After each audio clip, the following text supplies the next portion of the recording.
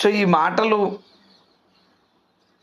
ఎలాంటివి అంటున్నాడంటే, లోతు నీళ్ళ లాంటివి, నదీ ప్రవాహం లాంటివి, జ్ఞానపు ఊట వంటివి అంటున్నాడు.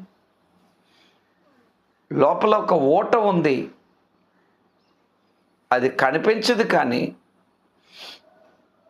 అది ఎంత తోడినా కూడా, ఎన్ని తీసినా కూడా ఇక ఆ ఊటకు కొరత అనేది లేకుండా నాన్ స్టాప్గా అది ప్రవహిస్తూనే ఉంటుంది.